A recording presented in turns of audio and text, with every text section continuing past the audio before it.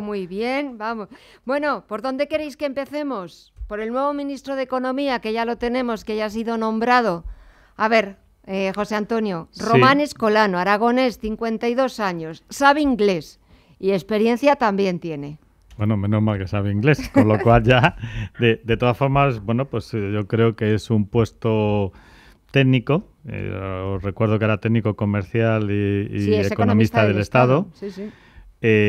Además ha desarrollado bastantes trabajos en la administración en una primera instancia, hasta en Consejo de Administración de Correos, de FEBE, de ICEX. También en la época en que entró Zapatero, pues salió un poco de la administración y se fue al BBVA, en el cual estuvo director de Relaciones Institucionales. Y posteriormente pues ha sido presidente del ICO, vicepresidente del Banco Europeo de Inversión. Y hay algo que a mí esto me gusta, ¿eh? Además de ser técnico, hay algo que tiene que ser por devoción, porque si no, no hay quien lo entienda. Es decir, os recuerdo que como ministro de Economía va a cobrar 73.650 euros al año. Y anteriormente era vicepresidente del Banco Europeo de Inversión y cobraba, vuelvo a decir, va a cobrar 73 como ministro, 73.000, y antes cobraba 277.000 euros. Esto querrá decir que viene por vocación, y por servicio, porque si no por dinero no creo que venga. Luis, ¿qué te parece a ti este nuevo ministro de Economía? Es verdad que es un perfil muy tecnócrata, muy técnico, tiene un currículum también verdaderamente espectacular y sobre todo que es un poco en la misma línea continuista también un poco de Luis de Guindos. Ha estado pues en contacto con la Comisión Europea, con altos cargos de Bruselas, o sea que es un hombre que sabe moverse bien en los entornos europeos. Sí, yo entiendo que todo esto del perfil técnico y el tecnócrata pues es pues muy llamativo, son términos muy, pero al final yo creo que siendo cierto, lo importante es que creo que es una persona con un currículum de acreditado nivel profesional y que por lo tanto podrá hacer las cosas mejor o peor, pero en principio está muy justificado su acceso al puesto. No tiene que ver exclusivamente con lo político y tiene que ver seguramente con su trayectoria previa, que aúna pues el conocimiento de la administración pública a la que accede a través de una oposición y tiene luego determinados cargos muy vinculados a la oposición y al cuerpo de funcionarios que pertenece, del alto cuerpo de funcionarios al que pertenece, y luego además ha tenido un recorrido y una experiencia en el sector privado importante, unido además con la experiencia comunitaria, con lo cual yo creo que es un conjunto de experiencias previas y de aptitudes y capacidades que lo hacen muy apto para el puesto en un escenario, unos años que vienen, pues nada sencillos, tanto desde la perspectiva general política del gobierno como de su cartera en concreto, ¿no? Pedro, esta vez los hermanos Nadal pues han vuelto a quedar con sus carteras, porque sonaban también en todas las quinielas. Pero yo creo que a lo mejor los hermanos Nadal tenían menos experiencia en Europa. Yo creo que aunque sea un ministro de Economía español, en el fondo creo que Rajoy es consciente que donde se va a librar ahora la guerra de España a corto plazo a nivel cuentas es en Bruselas. Necesita una persona que conozca aquello y que le conozcan, que tenga, que sea cierta voz autorizada dentro de ese ambiente, que lógicamente sepa idiomas, que parece que eso es un valor añadido, pero es que es así. Es así, es que no todos nuestros políticos o altos cargos saben idiomas. Idiomas pocos, y un idioma alguno más, pero tampoco mucho más. Entonces, bueno, pues parece que es un valor añadido en ese sentido. Ha estado tanto en el sector público como en el sector privado. Recordemos que cuando terminó la legislatura, la segunda de Aznar en 2004, pues de 2006 a 2011 estuvo en BBVA. Bueno, de una u otra manera sabe lo que es, por un lado, el perfil público, el perfil privado. Creo, por lo que uno más o menos ha tanteado, que es una persona que no va a dar mucha guerra, es un perfil muy técnico, va a trabajar en lo suyo, es un perfil muy de números, insisto, más de Bruselas, y yo creo que Rajoy buscaba eso, una persona que no le dé guerra, que le suelte un marrón, perdón por la expresión, y que le apague el fuego, que él sabrá cómo se... y él se dedicará más, pues ya con interior, exterior y hacienda ya tiene mucho. Y luego también, ojo, también hay que pensar que si lo que se viene ahora mismo pronosticando es cierto, pues en teoría si hay generales para finales para Navidad del 19, en teoría es un ministro de año y medio. más o menos. Que me imagino que eso también, de una u otra manera, se habrá valorado. Bien. Entonces, bueno, yo creo que creo que no ha sorprendido mucho a la persona el perfil, quizás sí la persona en cuestión, a lo mejor se hablaba más de Nadal o del secretario de Estado actual de Economía, pero en cuanto al perfil como tal, pues es un perfil técnico, que no es político, no va a dar guerra, le va a ir apagando fuegos y es voz autorizada en Bruselas. A partir de ahí, pues iremos viendo. A partir de ahí iremos viendo y también un poco lo que va a tener que hacer, aunque sea en ese año y pico que quede hasta si hay elecciones anticipadas en 2019, retos que tiene por delante Román Escolano, entre ellos, bueno, pues de alguna forma seguir reduciendo el déficit público y cumplir con Bruselas, terminar con la reestructuración del sistema financiero y vender el último paquete que tiene el Estado de Bankia.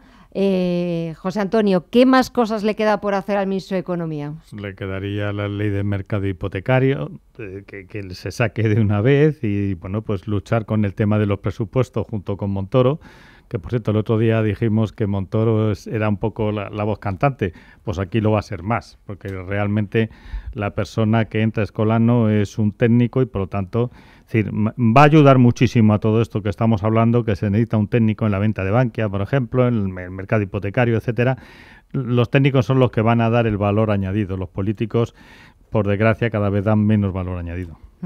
Luis, ¿qué crees que tiene? ¿Cuáles los retos que tiene por delante el nuevo ministro de Economía? Yo creo que la parte fundamental es la cuestión bancaria. Bueno, en primer lugar, pues, gestionar hasta el fin de la legislatura. Es cierto que, bueno, pues el tema presupuestario, pero desde la perspectiva más específica de su cartera, seguramente la resolución del tema Bankia, terminar de vender las participaciones en Bankia a través del FROB. Recordemos que el plazo es hasta el año 2019, aunque se puede ampliar y por lo tanto entraría dentro del periodo. Y sobre todo una reflexión también no específica en relación con el entorno bancario, sino una reflexión en torno a la estructura bancaria, qué hacer con las entidades medianas y afrontar un modelo de menos estructuras pero más grandes bancarias o potenciar, reforzar o apoyar las estructuras medianas. Ahí tiene un reto importante, yo creo también. Y Pedro. Bueno, y luego además de eso no olvidemos, él tiene desde este año y medio tiene que transponer varias leyes al sistema legislativo español procedentes de directivas europeas, entre otras, hablaba ahora Luis y José Antonio del tema bancos, una muy importante, la ley del crédito inmobiliario. Esa es una directiva, se tiene que transponer ya, junto con la ley de protección de datos, que también para el sector bancario va a influir y mucho, y también, como digo, la ley del crédito inmobiliario, bueno, a ver cómo se transpone al mercado español, y parece que no, pero eso va a ser fundamental para lo que es la concesión de hipotecas, que de una u otra manera es de lo que están viviendo los bancos, además de vender seguros, que ahora ya venden muchos también para hacer corredurías. Además de eso, pues su valor añadido, bien, su hecho diferenciador en un banco son las hipotecas. Comentaba ahora Luis las hipotecas y también José Antonio el mercado hipotecario. Bueno, pues eso también depende mucho de a quién se da el crédito y a qué intereses, ¿no? Bueno, pues es una transposición de una ley que está ahí pendiente todavía y que a ver cómo lo hace. Parece que no, pero bueno, aunque vengan tiempos entre comillas buenos o no tan malos como hace unos años, no se puede relajar. No se puede relajar porque seguimos, creo yo, ahí en el objetivo de mira de Europa y para el cumplimiento de la deuda, por un lado, y luego, por otro lado, bueno, pues intentar que el crecimiento de la economía al menos no baje del 2,8, que es más o menos lo que hemos crecido este año. Hablan del 3. No lo sé si llegaremos al 3, pero al menos estar entre el 2,8 y el 3, al menos no decrecer, creo que ya estaría bastante bien. Y luego, como digo, bueno, pues que al menos no seamos muy mal vistos en Bruselas y que si llega al final de año y no hemos cumplido con el objetivo, pues que al menos podamos plantear una demora y no nos digan que no a la demora. Que nos vean como buenos pagadores, tardíos, pero al fin y al cabo pagadores. Y en tema de pensiones, ¿tendrá algo que decir, José Antonio? Hombre, en tema de pensiones yo creo que tenemos todos algo que decir. La cuestión básica es cómo lo miremos. Es decir, si lo miremos desde un punto de vista práctico y económico, las pensiones son insostenibles.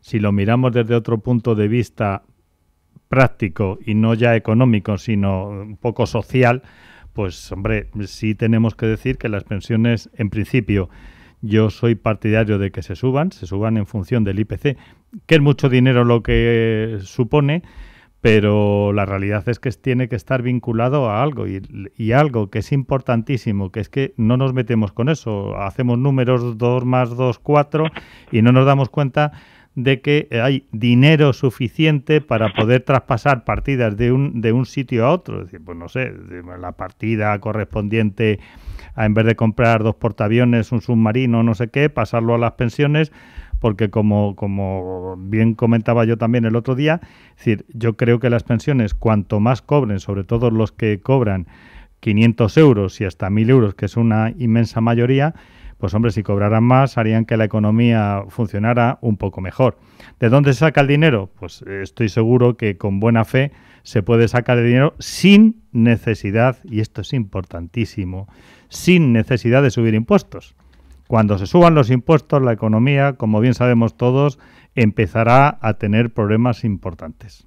Fíjate, ayer es que leía FEDEA, la Fundación de las Cajas de Ahorros, ve asumible indexar las pensiones mínimas al IPC, pero advierte que requeriría subir el IRPF un 35%. Luis, ¿esa sería la solución? ¿Volver a vincular la revalorización de las pensiones con el nivel de vida, con el IPC? Yo creo que la reflexión tiene que ser mucho más general. O sea, yo entiendo que es un problema, evidentemente, el de la subida de las pensiones, que se produce recurrentemente y que genera la necesidad concreta en quien en ese momento las está percibiendo, y por lo tanto se puede ver fundamentalmente afectado, que es un colectivo necesitado de protección y que además que evidentemente su mayor percepción de ingresos puede tener efectos beneficiosos en la economía, pero yo creo que es una reflexión mucho más genérica que en algún momento habrá que plantearse y que siempre estamos diciendo que tiene que tenerse. Bueno, pues si se pueden sacar de partidas presupuestarias dinero para proceder a esa actualización, si se tiene que proceder a la subida de impuestos para poder plantear una referencia al IPC, en fin, yo creo que son soluciones que no pasan por el análisis global del problema, que es que la situación o que la caja es limitada y que según va transcurriendo el tiempo y aumentando la esperanza de vida, reduciendo los nacimientos, manteniendo el nivel de prestación, yo creo que en algún momento habrá que hacer una reflexión general y proceder a una revisión de las prestaciones, de las cuantías, pero con una perspectiva solidaria, no solo del de ahora, del que tiene que percibir, sino de los que están remando para también percibir en el futuro sus pensiones, ¿no? Y hacer una cosa que yo creo que es importante, porque estamos hablando, casi siempre hablan de subir los impuestos, es decir, incrementar los ingresos, reducir los gastos. Es decir, que eso es algo que nadie lo quiere coger. Y tenemos 5 veces más políticos que tiene, por ejemplo, Alemania. ¿Por qué no reducir los gastos? Que es donde realmente tendríamos la piedra filosofal para que esto funcionara. Pedro, te dejo un minuto, después tenemos que hacer una pequeña pausa, después volveremos a retomar el tema, pero venga, ese último minuto. Rápidamente, dudo que este nuevo ministro de Economía a corto plazo vaya a abordar el tema de las pensiones, porque es llegar y pisar barro. De entrada, va a intentar capear el asunto. Se está reuniendo el Pacto de Toledo, el próximo día 20 se vuelven a reunir, sin perjuicio del genérico que hay, bueno, de la ponencia, por decirlo de alguna manera, que el día 14 tiene Rajoy en el Congreso. En definitiva, Rajoy va a ir el 14, va a dar un poquito, va a intentar torear, el 20 se reúne el Pacto de Toledo, llega Semana Santa y ya se echa abril.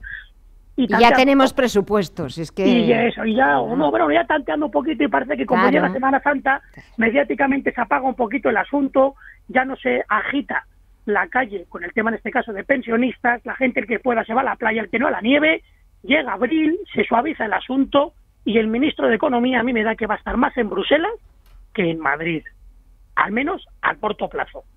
Bueno, luego, rápidamente, el tema de pensiones, bueno, lo comentaba José Antonio, lo comentaba Luis, efectivamente, si todo planteamiento que no pase por un planteamiento a largo plazo, no es planteamiento, es un parche. A partir de ahí, si se quieren hacer las cosas bien, como comentaba ahora Luis, todos nos toca ceder, sea la generación que sea. Ahora bien, si hay alguna generación que no está dispuesta a ceder, pues las cosas no van a salir. Desde luego, no se puede querer todo con el contexto que hay ahora, que no es el que había antes. Entonces, si no cedemos todos un poco, y me da, por lo que estoy viendo ahora mismo a nivel mediático, que no todo el mundo va a ceder. Pues señores, dejadme que dé paso a unos minutos de publicidad y nada, a las 9 en apenas 2 minutos estamos de vuelta aquí en la tertulia de los negocios.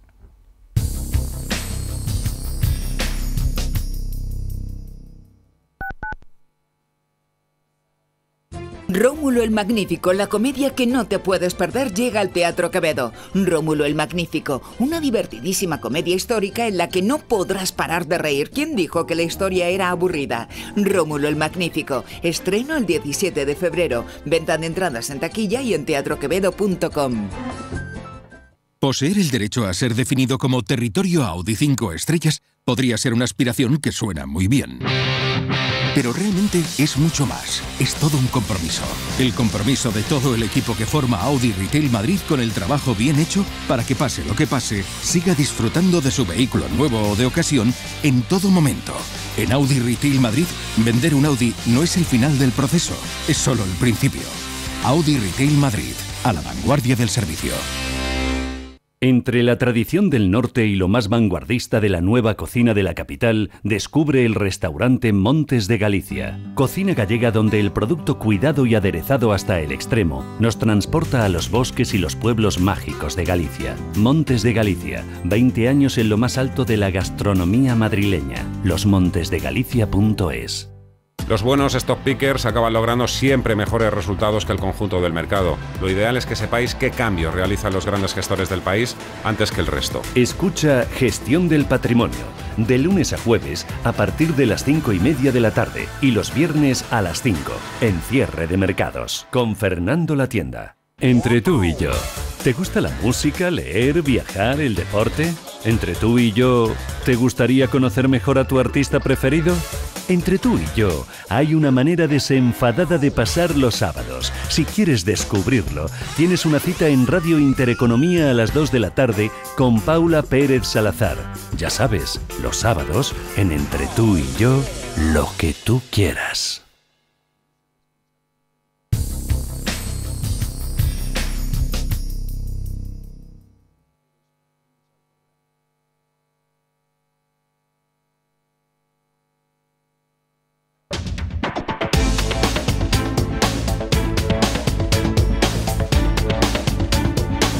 Son las 9 de la noche, las 8 en la Comunidad Canaria, apenas queda una hora para que eche el cierre en la principal bolsa del mundo. Vamos a echar rápidamente un vistazo, ver cómo va la bolsa norteamericana y vemos cómo vuelven los números rojos, continúan esas caídas para los principales indicadores americanos. Y aquí en la tertulia me acompañan José Antonio Almoguera, Pedro Fernández y Luis Cazorla. ¿Queréis algún apunte más sobre el tema de las pensiones? José Antonio, a ver, que estabas echando antes números y de dónde podría irse cuadrando más esas cuentas. Un poco comentando así el cuadre de las cuentas, si el problema está en sumar y restar, yo como economista sé de eso un poco, aunque sea con calculadora.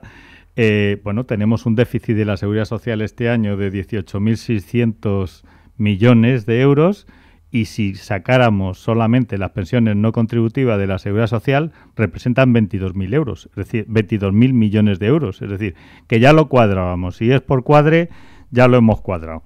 Y por otro lado, también, lo que pasa que cuando lo dicen los políticos no saben decirlo, hombre, fomentar un poquito el ahorro para la jubilación. Cuando digo el ahorro para jubilación es un ahorro que nos ayudará en un momento determinado a tener ahí lo que los españoles siempre hemos sido ahorradores, es decir, pues ir fomentando a través de productos que nos den beneficios especiales. Y ahí los políticos es donde tienen el suspenso, es decir, tienen que crear productos de ahorro con beneficios fiscales importantes. Con eso fomentarán el ahorro y conseguiremos que esto funcione, sobre todo cuando nos jubilemos y veamos que tenemos algún dinerillo ahí ahorrado, no pasaremos hambre, además de otras cuestiones importantes como acuerdos con empresas de gas, de electricidad, etcétera, que bajo determinados volumen bajen sustancialmente las tarifas.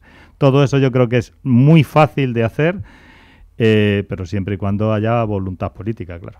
Luis. Sí, yo creo que con esas medidas de ajuste numérico que pueden estar es decir, pueden ser la solución a los problemas que ahora mismo se plantean y que dependen de decisión política. Yo creo que pueden ser muy adecuadas. Lo que pasa que, insisto, en que tiene que ser acompañada con una reflexión conjunta que incluso implica a formación universitaria, mercado laboral y en cómo planteamos y definimos un sistema de seguridad de pensiones y de seguridad social que es insostenible al medio plazo, insostenible para los que ahora mismo están empezando a contribuir, para los que están a la mitad de su época de contribución, que cuando terminen su época de contribuyentes al sistema, pues se van a encontrar con una situación en la que la discusión no va a ser de si se me actualiza el IPC o no, es directamente es que no, es a un fondo perdido que no me va a volver nunca, ¿no? Entonces, yo no sé si reflexionar en torno a un sistema de capitalización o algunos matices que evolucionan hacia un sistema de capitalización, o dar información sobre el ahorro que se está generando, o fomentar el ahorro privado. No sé, yo creo que hay una reflexión incluso con medidas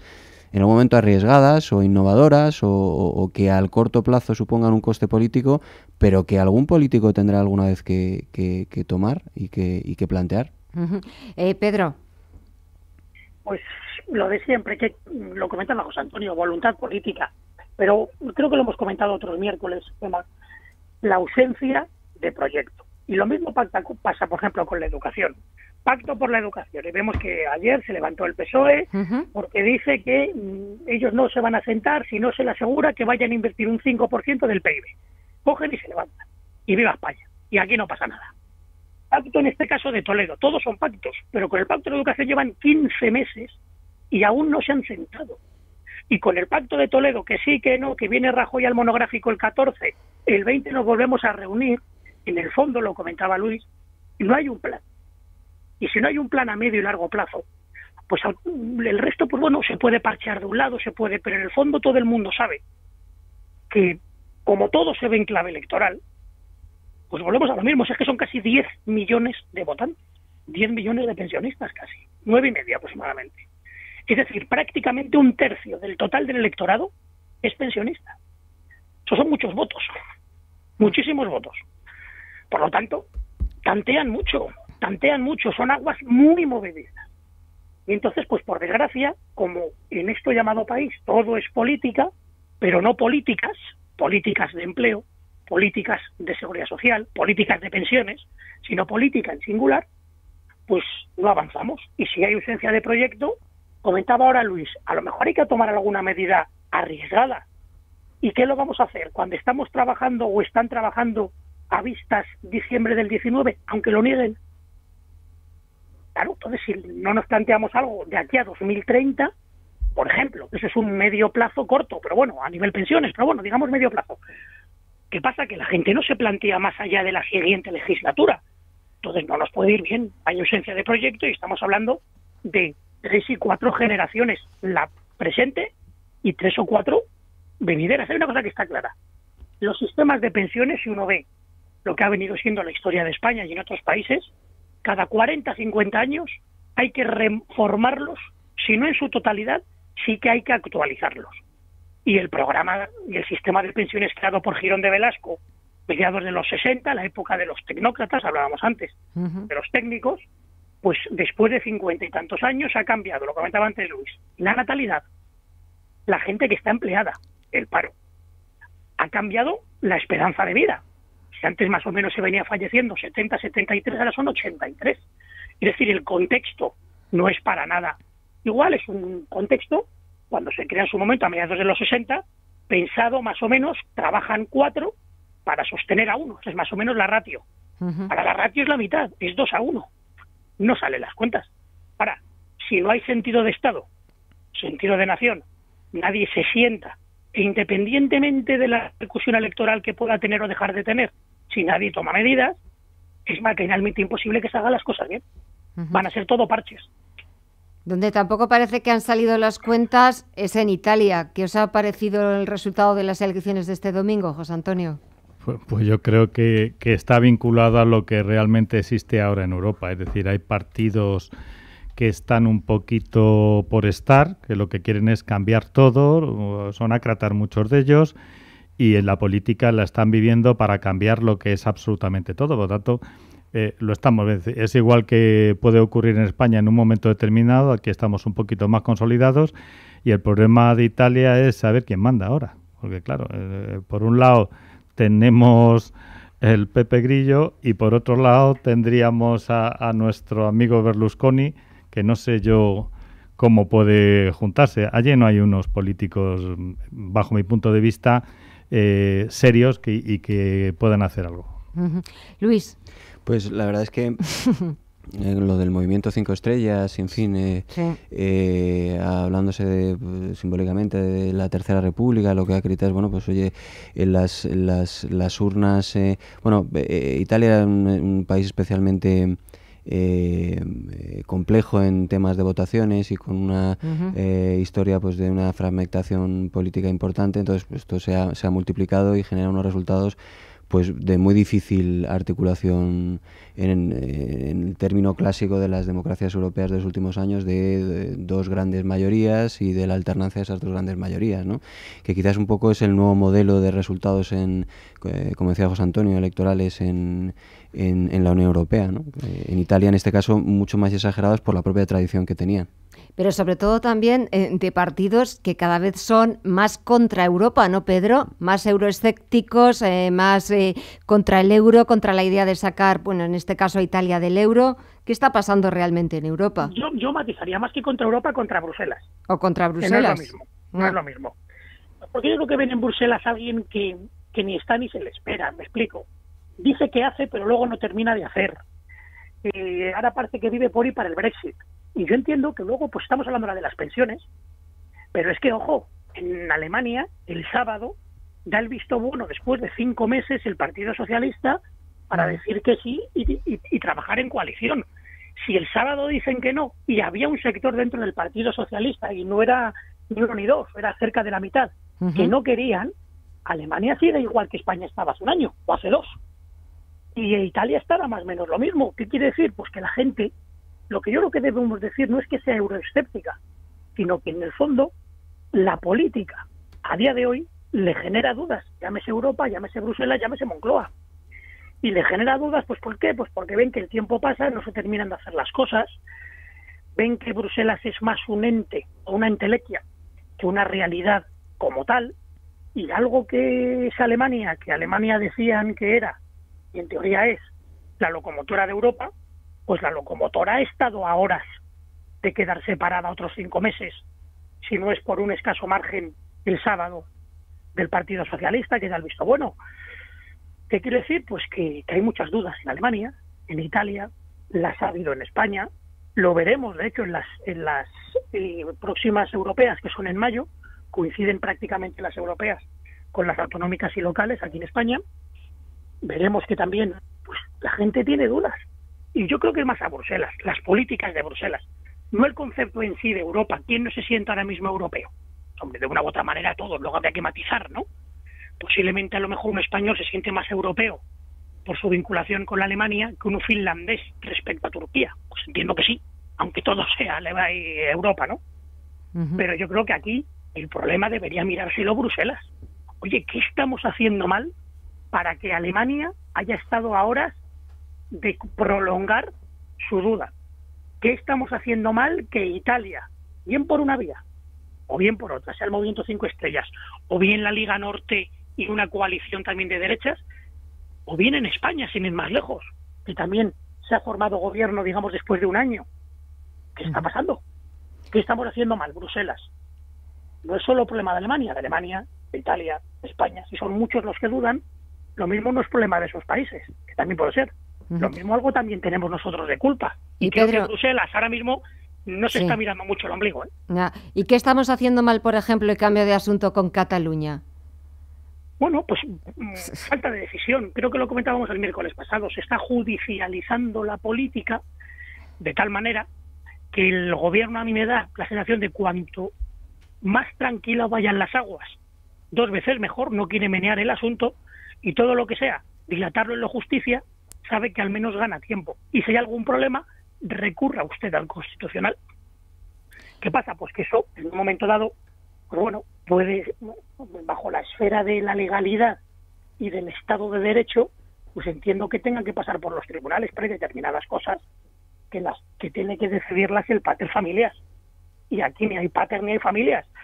Entonces, pues bueno, uno creo que echa en falta, bueno, pues cierta voluntad política para tomar decisiones, pero creo que no las quieren tomar, pues porque, primero, en Cataluña no están para muchas fiestas. De hecho, vamos, ahora no tienen ni formación como tal, están dentro de lo que podríamos decir la zona mixta, bien, que no han llegado a formar partido propio como tal, con 3 escaños que lo han tenido, no quieren menear mucho el asunto, a ver si vamos a quedar en uno, y mientras tanto, pues cuanto peor mejor, lo van dejando. Policía y Guardia Civil van viendo que las bolsas que iban a quemar, resulta que estaban los Puyol desde 2011 ahí meneando el asunto, que luego había una trama también, que si los mozos habían ayudado a Puigdemont a salir de España, todo eso las bolsas que deberían quemar. Policía y Guardia Civil por un lado. Y como premio, les equiparamos el sueldo. Y nos apuntamos el punto.